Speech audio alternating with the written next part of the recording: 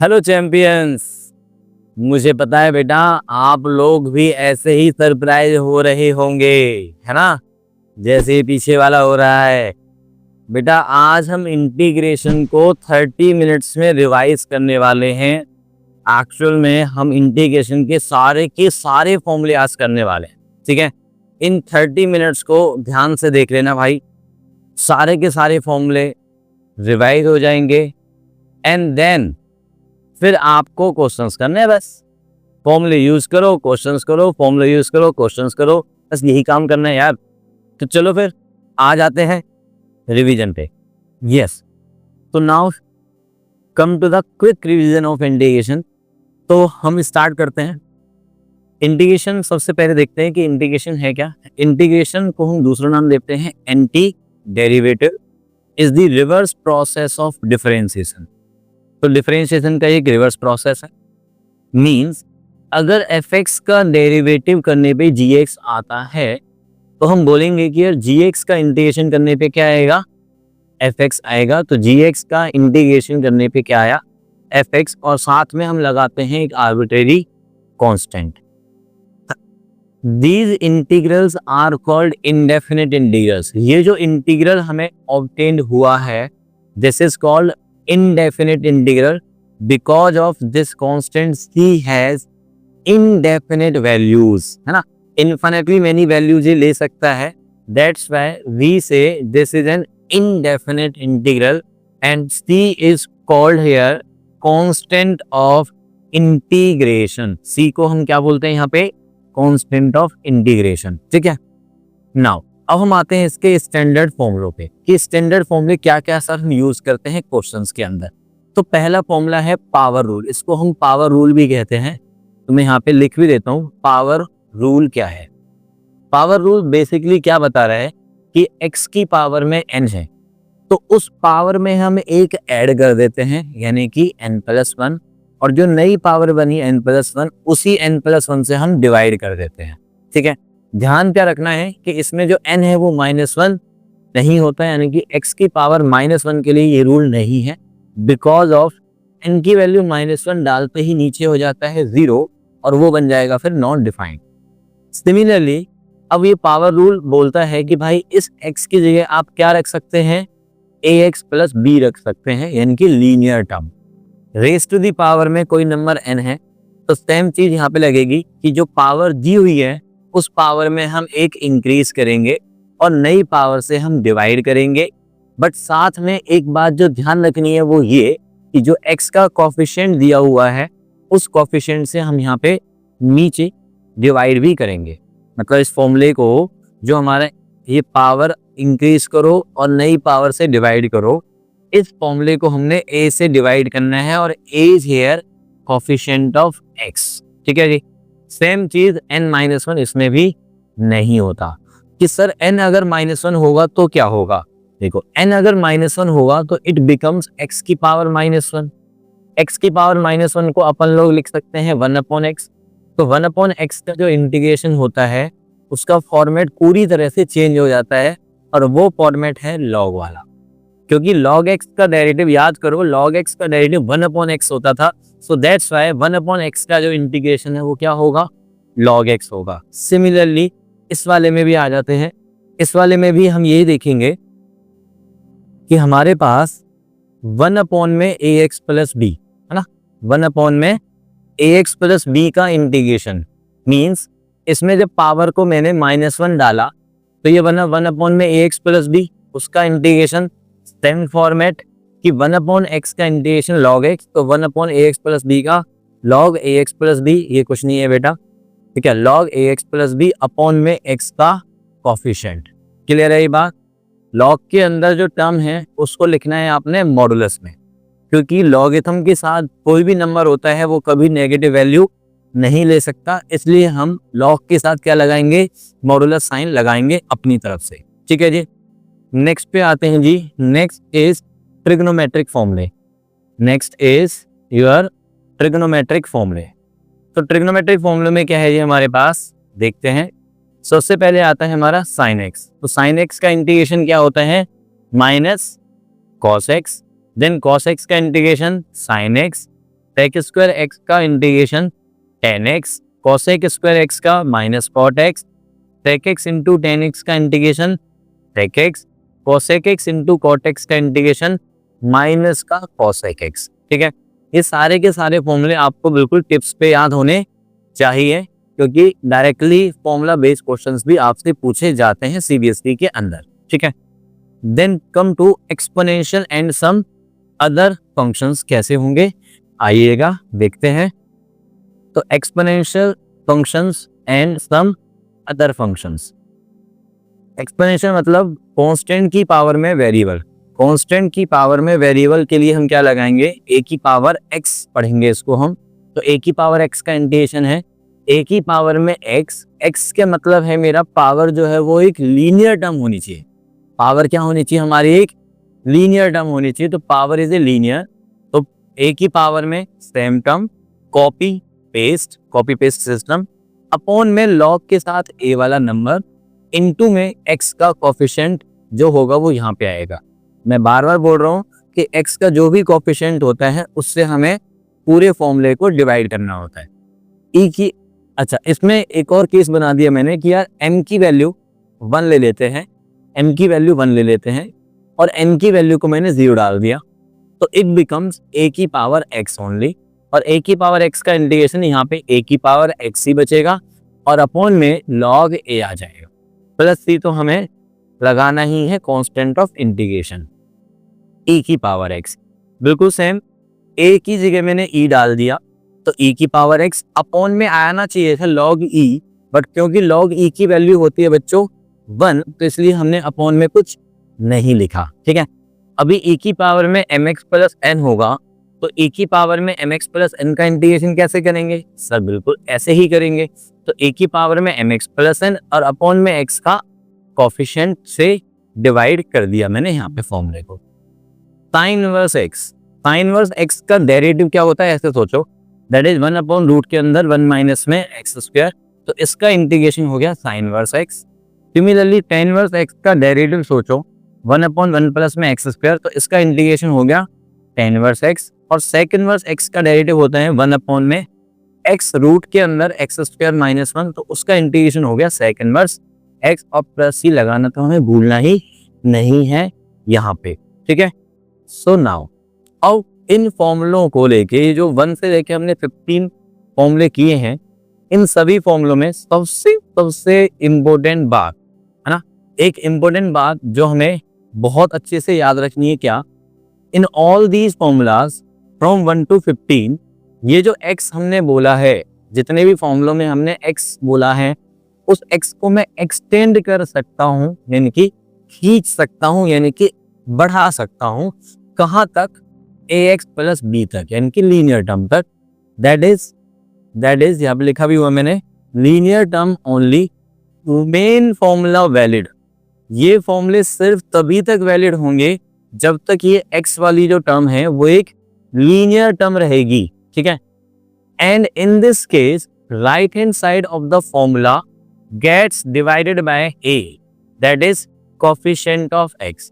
तो जो right side of the formula होगा उसको हमने किससे डिवाइड कर देना है, x के कोफिशिएंट से डिवाइड कर देना है।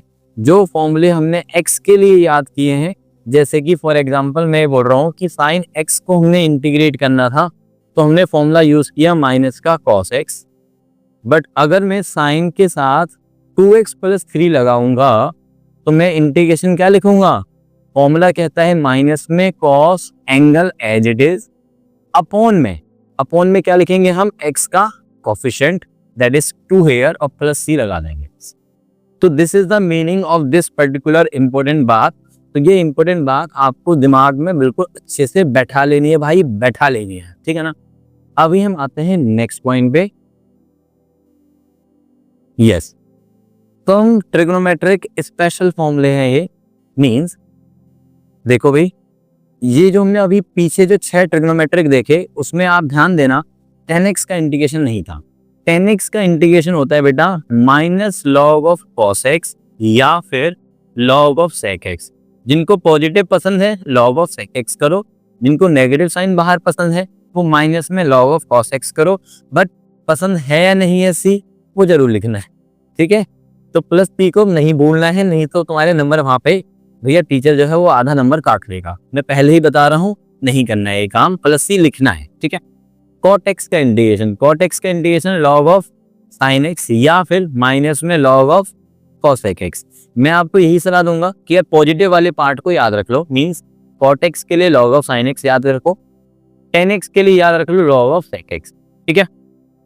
और जो अच्छे बच्चे हैं, जो पूरे नंबर लेना चाहते हैं, भाई दोनों याद रख लो। जो पूरे नंबर नहीं लेना चाहते हैं, थोड़े बहुत 2-4 नंबर ऊपर नीचे चल जाएंगे, ठीक है। मतलब 80 है तो 80 में से चलो सर 75 और 80 के बीच में कुछ भी आ जाए तो डेफिनेटली एक फॉर्मूला भी बहुत है ना।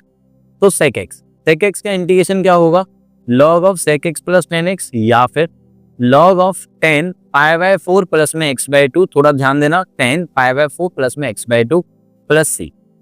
cosec x का integration log of cosec x minus में cot x या फिर लॉग ऑफ 10x/2।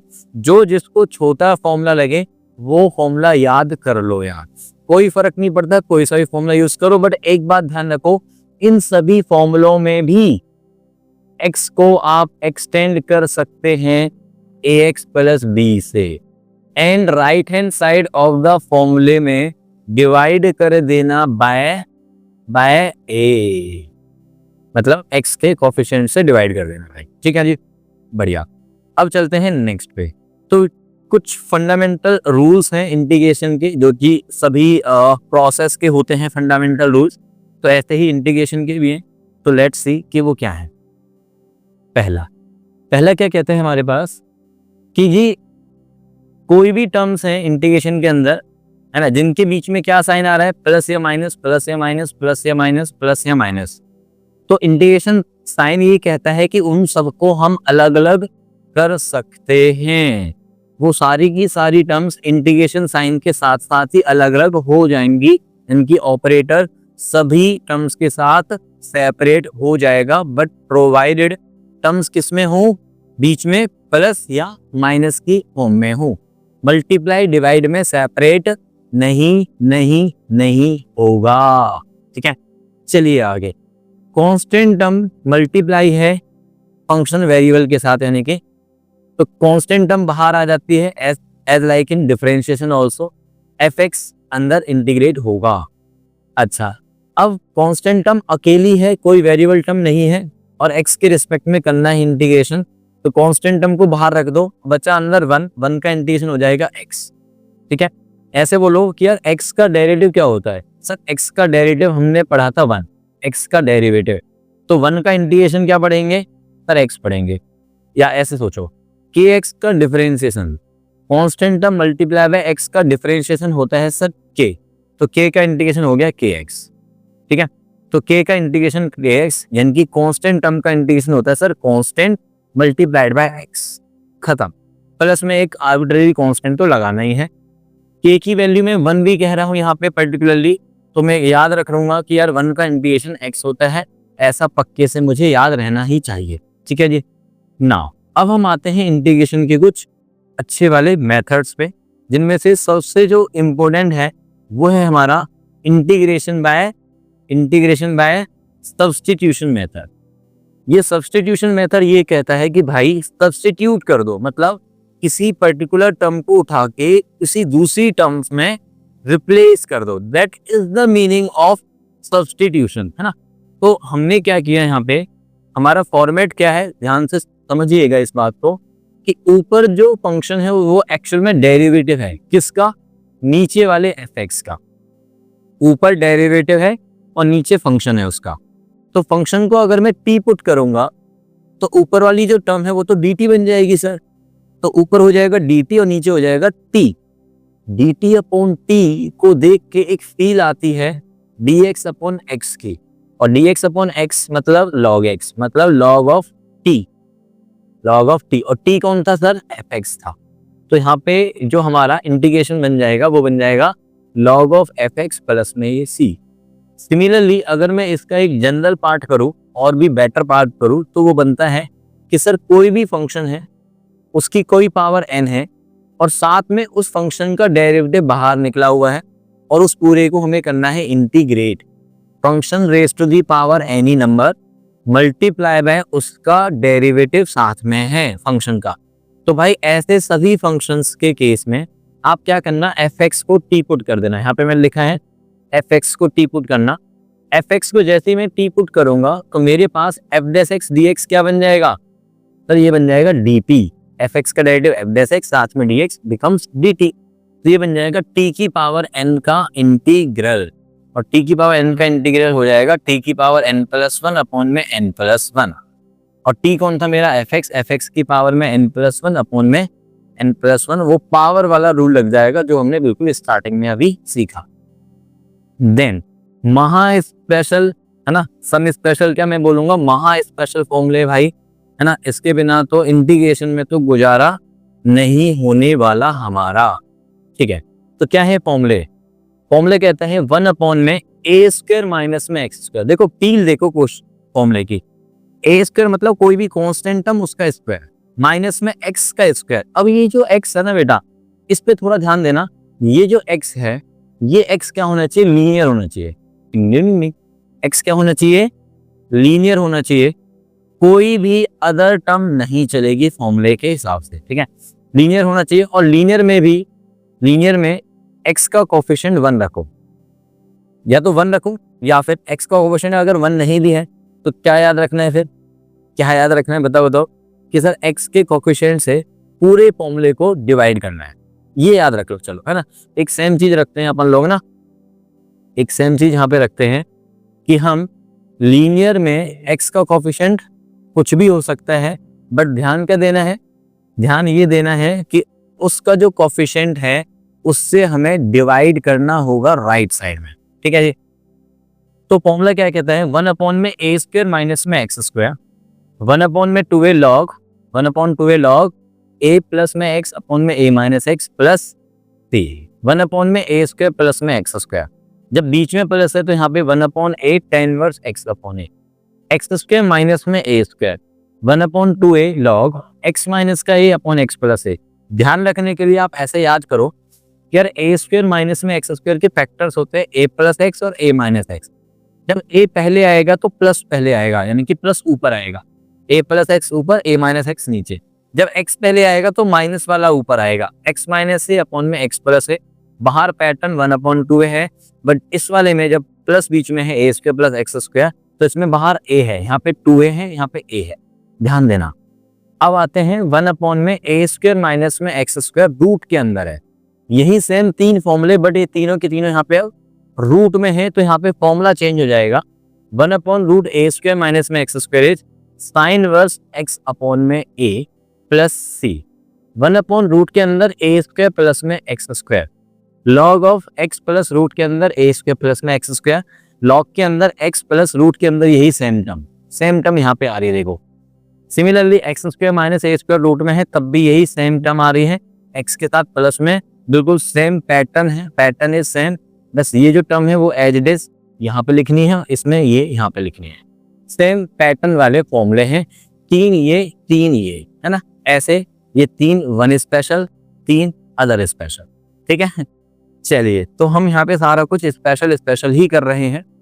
इंपॉर्टेंट बात मैंने फिर से लिख दी यहाँ पे, देखो ध्यान देना, इन ऑल दीज एक्स, इन सभी एक्स में can be extended to a x plus b, यानी कि लीनियर टर्म तक हम अगेन एक्सटेंड कर सकते हैं फॉर्मूलों में, linear only to remain the formula valid. ठीक है, and in that case right hand side of the formula will gets divided by A. मजा आया?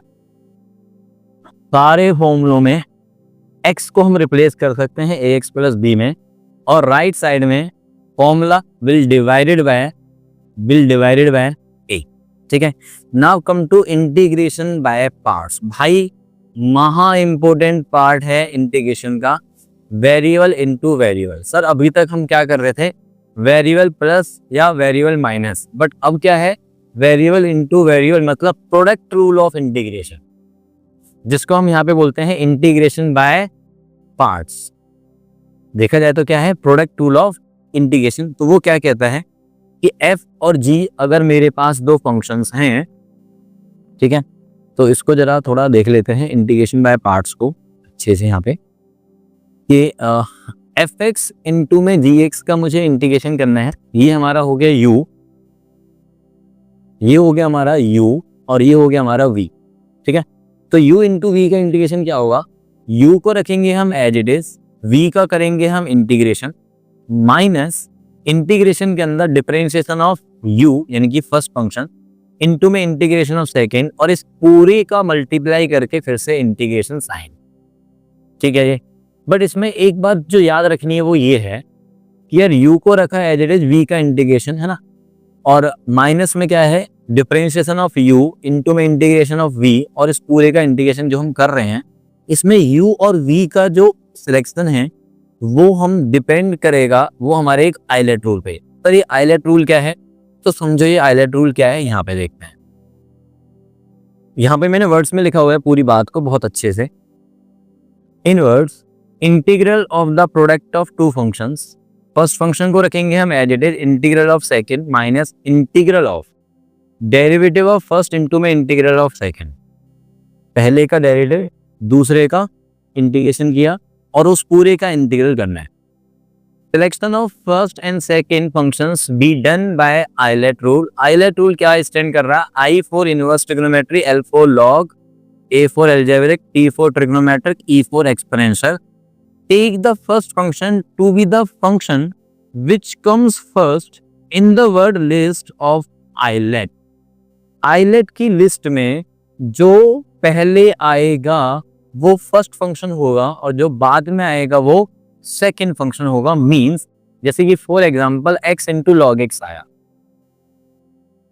अब देखो आइलेट की लिस्ट में पहले कौन सा है, ये x कौन सी कैटेगरी होती है, पर ये होती है एल्जेब्रिक, ये होती है एल्जेब्रिक की कैटेगरी और ये होती है लॉग की कैटेगरी। ठीक है, तो आइलेट लिखने पे l पहले आता है, लॉगरिथम पहले आता है, एल्जेब्रिक बाद में आता है।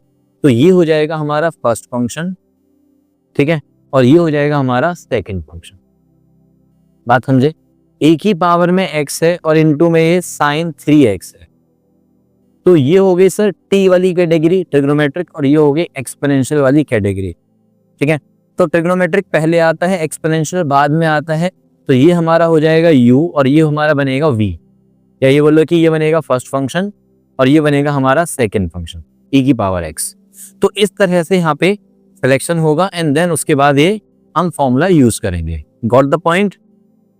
तो चलिए चलते हैं फिर आगे नेक्स्ट फॉर्मूले को समझते हैं। ये तीन फॉर्मूले हैं जो कि अभी फिलहाल सिलेबस में बहुत ज्यादा पूछे नहीं जाते हैं।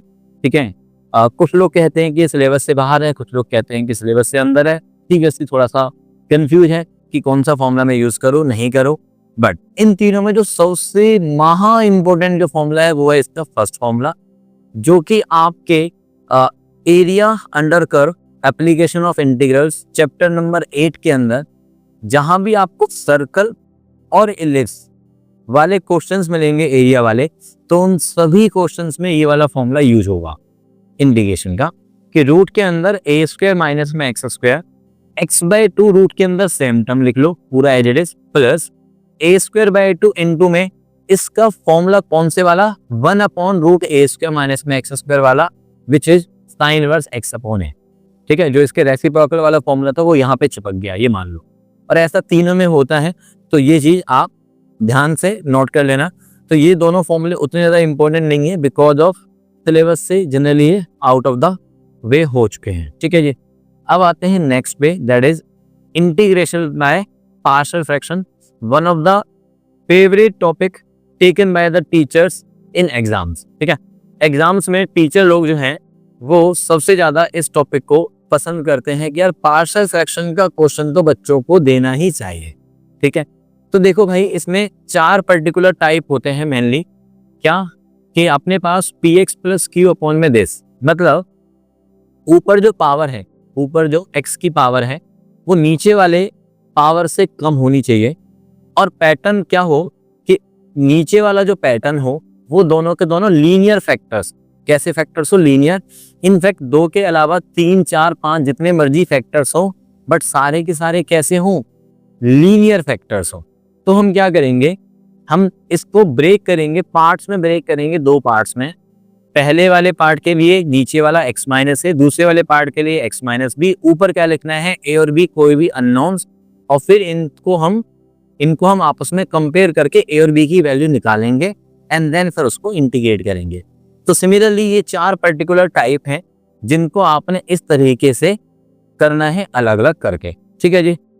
देन फिर आते हैं हम नेक्स्ट पार्ट पे कि सर यहाँ पे क्या लिखा हुआ है, देखें जरा, पढ़ते हैं।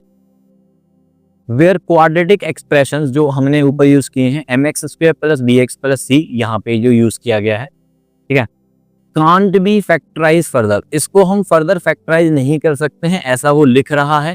तो यहाँ पे mx² plus bx plus c as it is आया, बट जब भी क्वाड्रेटिक नीचे होता है तो उसके ऊपर एक लीनियर टर्म लिखी जाती है, लीनियर के ऊपर एक अननोन कांस्टेंट लिखा जाता है, ठीक है। नाउ इसमें एक पर्टिकुलर एक और टाइप आ जाता है हमारा, टाइप नंबर 5, कि ऊपर कांस्टेंट है और नीचे हमारे पास क्या है, 2 फैक्टर्स हैं x² वाले दोनों ही, है ना।